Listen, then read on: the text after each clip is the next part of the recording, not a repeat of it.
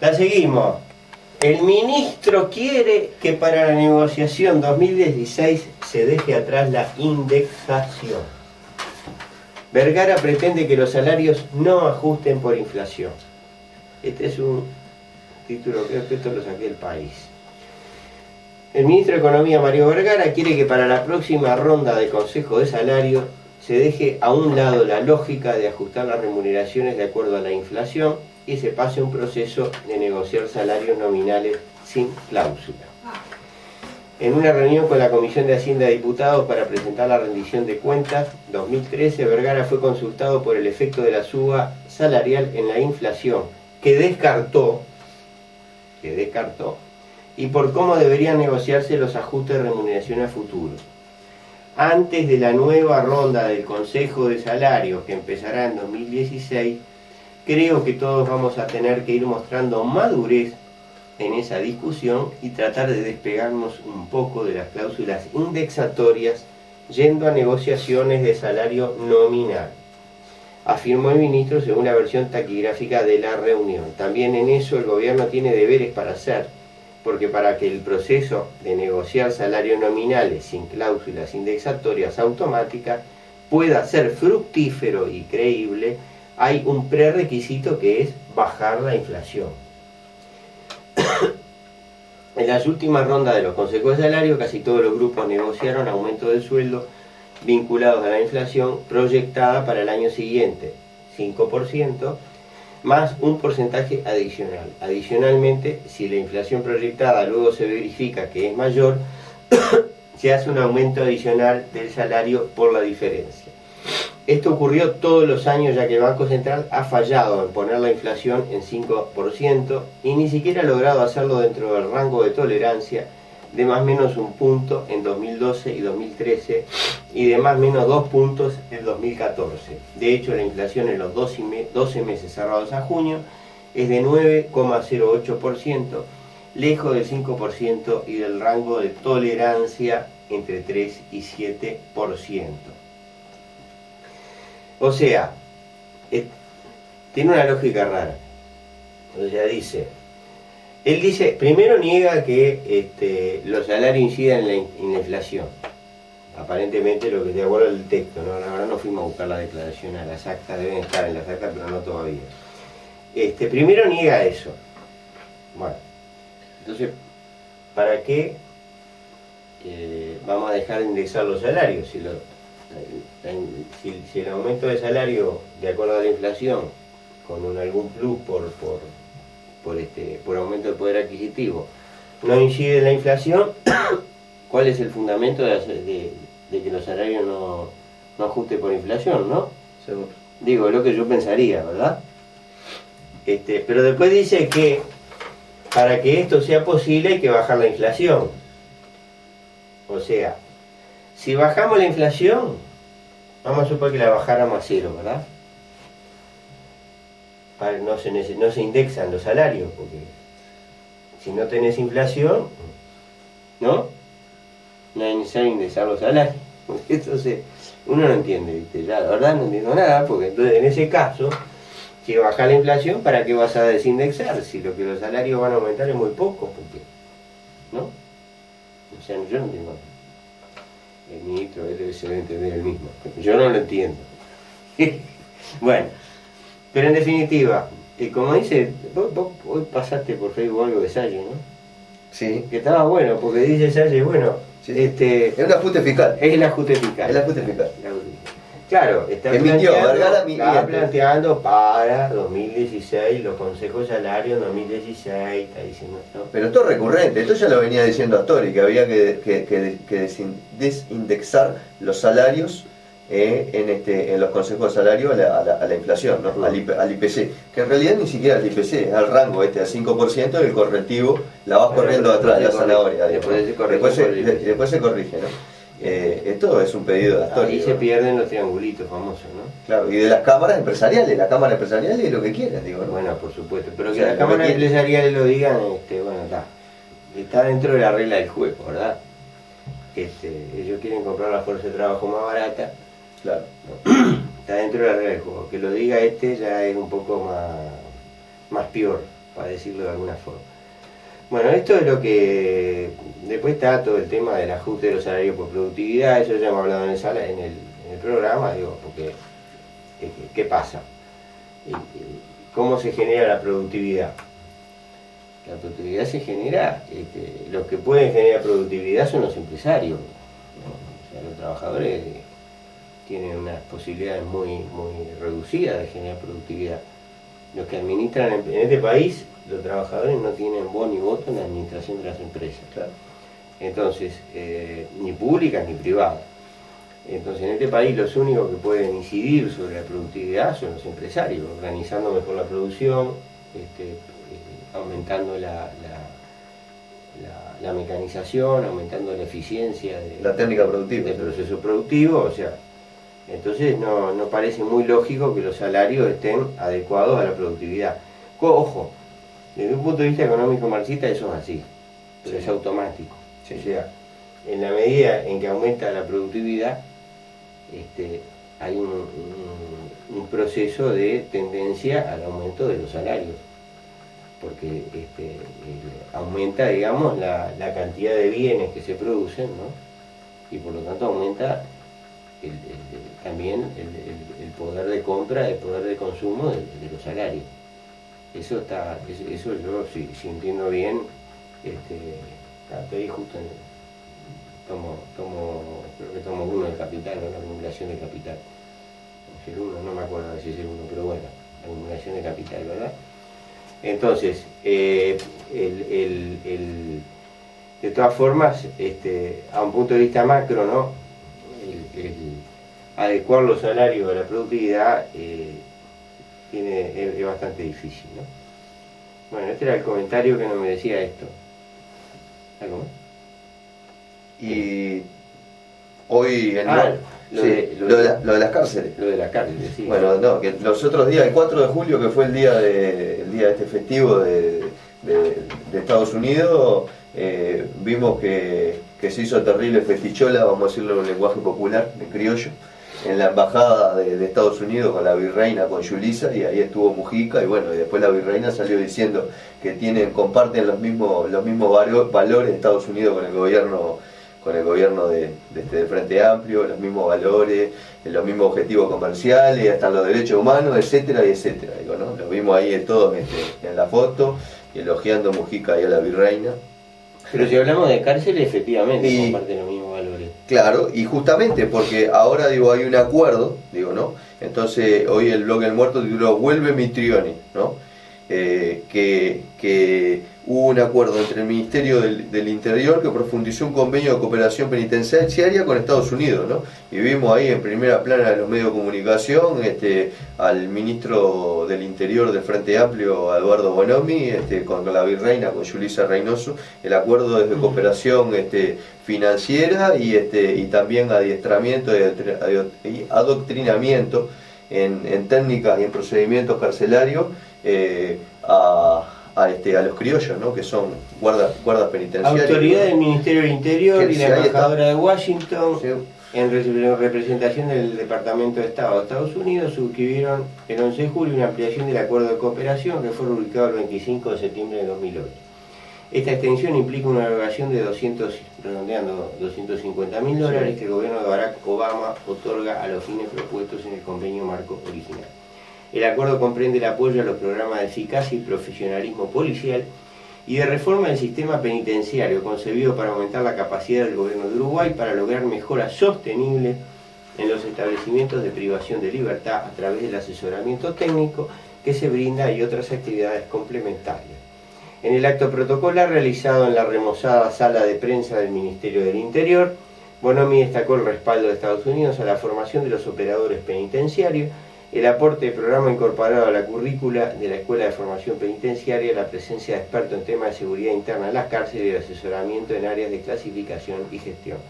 ¿Les enseñarán a hacer el waterboarding, el submarino ese que usan para la lucha antiterrorista? Y ahí se viene todo, porque acá, por ejemplo, el sistema americano es mundialmente conocido que los Estados Unidos son el país del mundo que tiene mayor porcentaje de su población en prisión, más de 3 millones. Sabido es sobre sus métodos nazis en el tratamiento de presos, trabajo esclavo de los mismos y un sinfín de maltratos que de hecho son tortura permanente. Y con ellos el gobierno de Mujica se asesora y firma acuerdos mostrando su total sumisión al imperio. No por casualidad, Obama, el mayor criminal de lesa humanidad, nombra a Mujica como líder regional, ¿no? Bueno, acá hay el resto de la pandilla. No, pero acá hay otro tema acá, Sí. que creo que no está mencionado. Es el tema de la privatización de las cárceles. Claro. O sea, Ya hay una cárcel privatizada, ¿no? bueno, Por la ley PPP, ¿no? se va a construir. Sí, se sí, va a sí. construir. O sea, ya vamos por ese camino. Y yo había escrito algo, o sea, que está en el libro, ¿no? Está ahí en el ¿Socialismo muerte? sí, en el blog está. Sí. Yo ahora no me acuerdo cuál era el título, pero la privatización de las cárceles. O sea, si uno se pregunta por qué Estados Unidos tiene tanta gente presa, pero el Uruguay viene atrás, pero no tanto.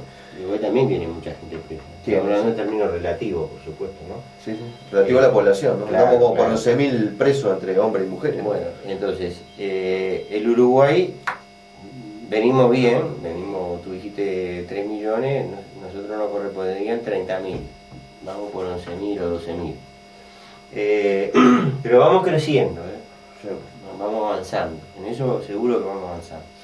Ahora, ¿por qué Estados Unidos tiene tanto preso?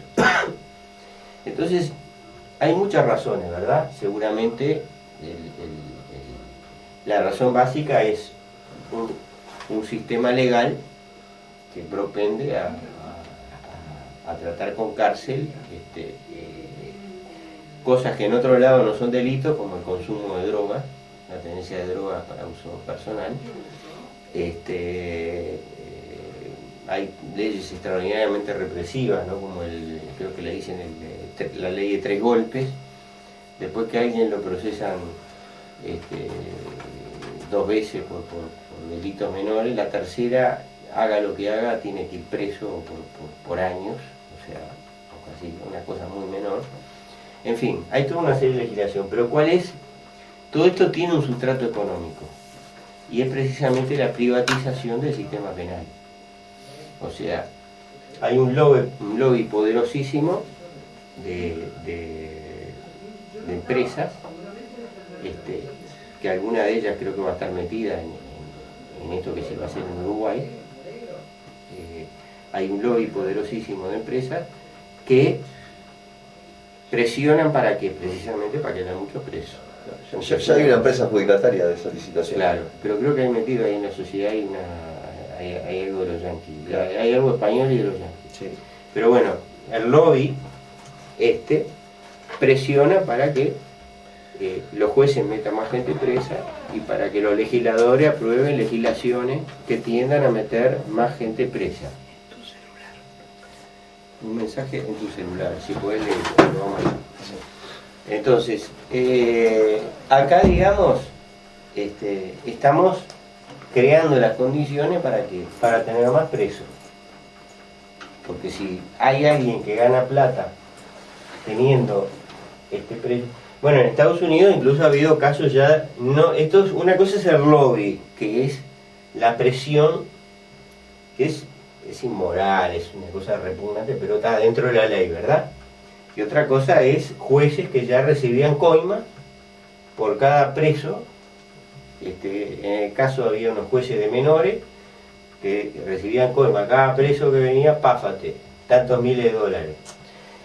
Y Oscar hace acá, va a ser lo mismo, y sí, tarde o temprano va a pasar, por supuesto, ¿no? Bueno, tenemos mensaje. A ver.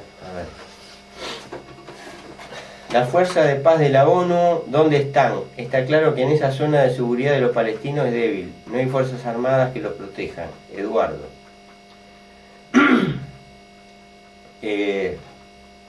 Y bueno, sí, no hay fuerzas de paz de la ONU. Digo, hay un contingente, que hay algunos uruguayos en el Sinaí, pero es para separar, si mal no recuerdo, Israel de Egipto, ¿verdad? Los palestinos no tienen nadie.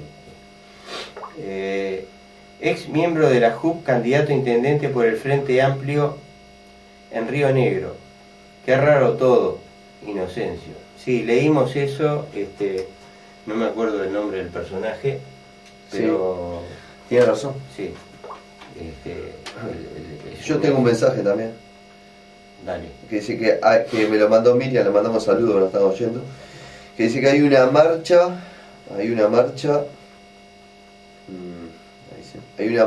el jueves 17, este jueves 17 a la hora 18, de la explanada municipal hasta Plaza Libertad, en repudio a la guerra del ejército sionista contra la población palestina. El acto, dice, es convocado por la Unidad Popular, Asamblea Popular.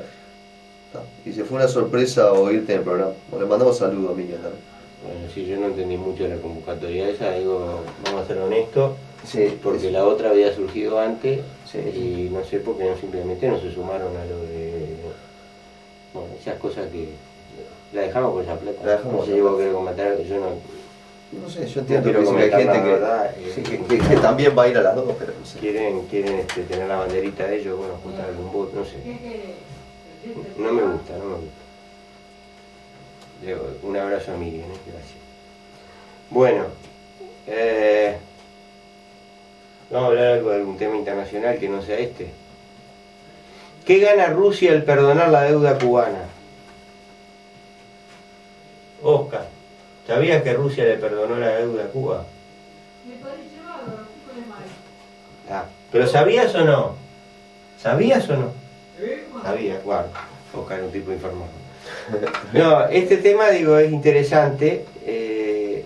Sabemos que está el presidente de Rusia, Vladimir Putin, en América Latina en este momento. Estaba en el Mundial, ¿no? Putin, no sé. ¿No? ¿No lo viste? No lo vi. Alguien me dijo, bueno. Pero bueno, sí. Yo no sabía. No, estuvo en Buenos Aires, claro. Estuvo en Buenos Aires, se cenó con Mujica, con Cristina Fernández, con Dilma Rousseff también, creo. No sé si vieron Maduro y Evo Morales. Bueno, y este es un tema interesante, ¿verdad? O sea, vamos a dar la información. Putin ha intentado relanzar sus relaciones con Cuba, un aliado de vieja data. El presidente de Rusia, Vladimir Putin, aterrizó este viernes en La Habana, Cuba, pocos días después de que el parlamento de su país, la Duma, anunciara una decisión que, según el mandatario, no tiene precedente: condonar el 90% de la deuda cubana con Moscú.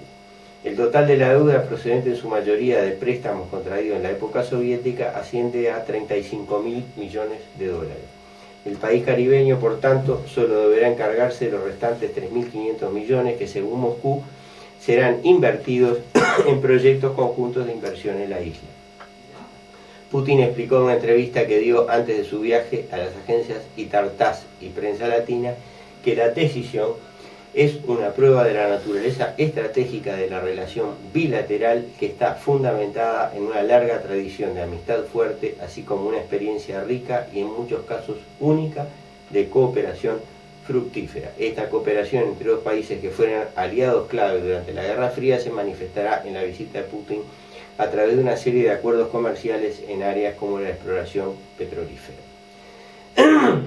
Pero al condonar la deuda, Putin también está enviando un mensaje político sobre su alianza con La Habana, en una época en la que Estados Unidos y la Unión Europea han tratado de aislar a Moscú por cuenta de su anexión de la península de Crimea y su política en Ucrania. Pocos meses antes de este viaje, el canciller ruso Sergei Lavrov había viajado a la isla, donde agradeció el firme apoyo del gobierno cubano, que rechazó las sanciones impuestas por Occidente a Moscú. Esto, digamos, nos quedan pocos minutos, es un tema grande, ¿verdad? Porque elegimos este cable de la BBC para empezar a tratar el tema. A lo mejor podemos seguir en otro programa, ¿verdad? Rusia, Putin hace un viaje que incluye varios países de América Latina. Puedo estar equivocado, pero creo que fue está en Venezuela, Bolivia, Brasil y Argentina, si mal no recuerdo. Y se reúne con una serie de presidentes de América Latina y empieza a plantear una serie de proyectos de complementación económica, financieros. Y hay también en la vuelta una reunión del grupo de los BRICS. BRICS es Brasil, Rusia, India, China y Sudáfrica. Grupo al cual aparentemente se está por agregar Argentina. Entonces, los BRICS están planteándose la creación de un banco de desarrollo, o sea, una entidad financiera con aporte de los socios que empiece a cumplir un poco las funciones tanto del Fondo Monetario Internacional, que son funciones de, por lo menos lo que dice lo que se hace en la práctica, ¿verdad? Funciones de auxilio en momentos de iliquidez de los estados, ¿no? Problemas de financieros, ¿verdad? De falta de fondos. Y por otro lado, funciones de tipo de banca de inversión, como lo que lleva adelante el Banco Mundial, pero en ambos casos sin los condicionamientos de política económica que imponen tanto el Fondo Monetario Internacional como el Banco Mundial. Esto es un inicio de algo, ¿verdad? Los anuncios de por sí uno, tanto los que tienen que ver con, o sea, lo de Cuba para Cuba es muy importante, yo no tengo la menor duda. La condonación de la deuda obviamente era una deuda que no se iba a pagar, o sea, Cuba nunca iba a poder pagar esos 35.000 millones de dólares, ¿no? Ahora, los 3.500 millones de dólares que, digamos, se reinviertan en Cuba, es interesante. Rusia va a apoyar a Cuba en el tema de la exploración petrolera.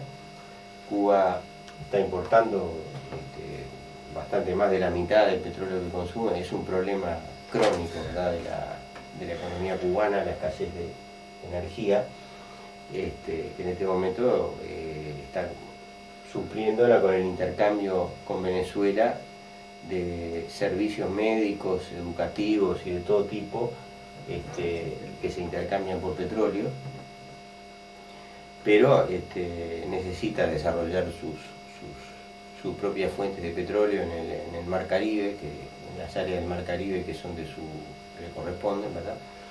Entonces, para Cuba es muy importante. Veremos qué importancia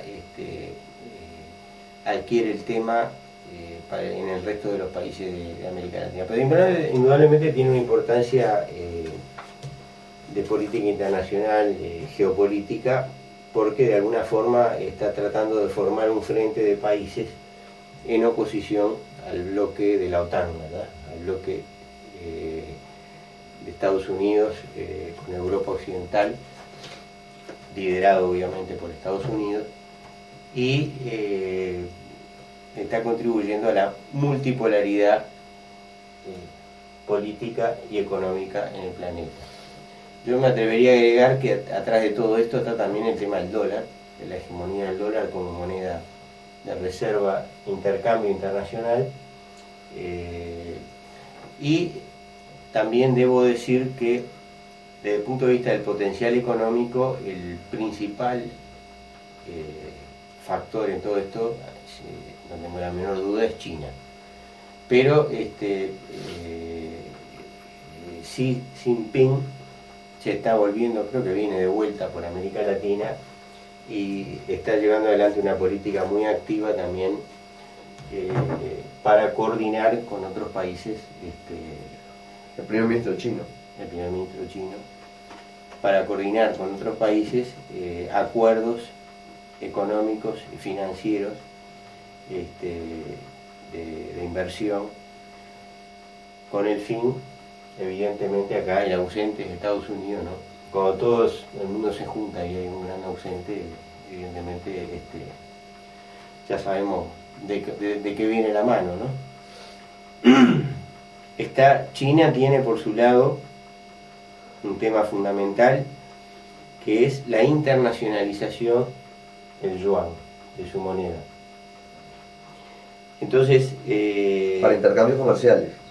Para intercambios comerciales no, y evidentemente también están pensando como moneda de reserva, ¿no? Como moneda de reserva. O sea, porque en la medida en que China es un factor, yo no me acuerdo qué porcentaje del comercio mundial tiene, pero es altísimo. Sí.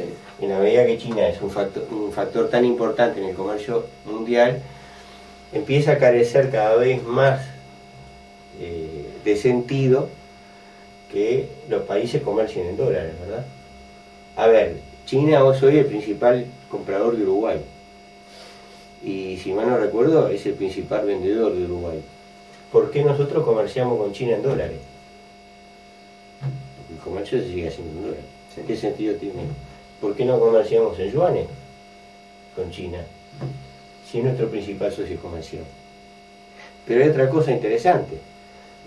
Si nosotros pasamos a comerciar con China en yuanes, ¿por qué el Banco Central tiene prácticamente la totalidad de sus reservas en dólares? O sea, ¿para qué están las reservas? Las reservas están para soportar el comercio internacional del país, ¿verdad? Está bien, tiene otras funciones, para apoyar a los bancos, pero todo eso, digamos, cuando uno empieza a analizarlo desde el punto de vista lógico, dice, bueno, ¿y para qué quiero el dólar? Está bien, no quiere decir que no tenga nada de reserva en dólares, ¿verdad? Pero, ¿por qué no tener una parte sustantiva de las reservas en una moneda del principal país acreedor del mundo, que es China? Claro. Porque China hoy tiene 4 millones de dólares de reservas internacionales y tiene como, no me acuerdo de la cifra exacta, pero cerca de 2 millones de dólares de bonos del Tesoro de Estados Unidos. O sea, es el principal tenedor acreedor de Estados Unidos. Entonces, ¿por qué nosotros, en lugar de tener solo dólares, no tenemos yuanes? Y por supuesto, ¿por qué no tenemos oro, ¿no? Que también deberíamos tener oro, volver a tener oro en las reservas, ¿no? Bueno, son todas estas preguntas que da. ¿Medio minuto? Vamos a ver si hay algún mensaje. Sí, había un par de mensajes que entraron. Creo que entró algún mensaje, ¿no? Un par de mensajes, ¿no? Quieren a toda costa implantar la realidad americana en nuestro país, que en todo es tan distinto. Milano. Un abrazo a la doctora Milano. Oscar, el problema que hay es que quiere a cambio. Vino por la energía nuclear. ¿Por qué estaba Evo Morales? ¿Qué está planeando esta energía? No nos queda ningún presidente como la gente en América Latina. Bueno, yo qué sé. Yo quiero decirle algo al oyente. Uruguay ya tiene plantas nucleares, ¿está? Porque si tenemos una planta nuclear ahí en Atucha, en Zárate, creo que es a 180 kilómetros de Montevideo, o sea, está mucho más cerca esa planta nuclear de Montevideo que si estuviera en Rivera, en Tacuarembó o en Bella Unión o en cualquier otro lugar del país. Bueno, de todas maneras el tema es interesante y quedará por otra oportunidad. ¿Nos despedimos? Nos despedimos. Muy buena entonces. semana para Buena todos los semana. oyentes.